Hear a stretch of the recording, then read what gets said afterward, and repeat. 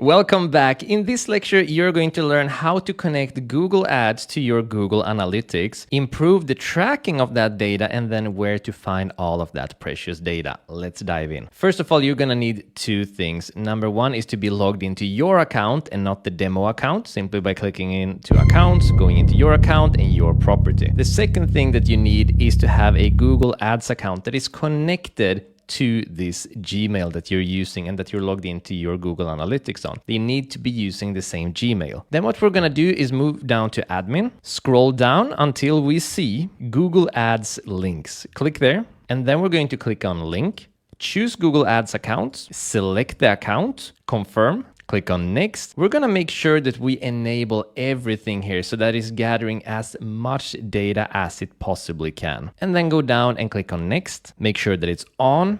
Make sure that this has auto tagging. Make sure that this is on. And then click on submit. Amazing. So now that you have linked Google Ads and Google Analytics, the next thing you want to do is make sure that Google Ads is allowed to gather as much data as it can, even from Google Analytics. So what we're going to do is exit here. We're going to scroll up and then go down and click on data settings and then data collection. So if you remember when we created our Google Ads account, they asked us if we wanted to enable Google Signals. Now, Google Signals allows you to recognize who a user is cross network and cross platforms. So for example, if you have one user coming into your website through their desktop and then they go into your website through their cell phone, well, then you're going to recognize that that is the same user. Same thing here. When you allow Google Ads to be connected to your Google Signals, that means that if someone click on your ad on, let's say, their tablet, and then they go into your website again on their desktop, Google Analytics is going to recognize that this user is originally from one of your ads. This way we get even more accurate data because that user would never have been on your website if it wasn't for that ad. So making sure that you allow Google Signals is super important. So we're going to go ahead and click on get started,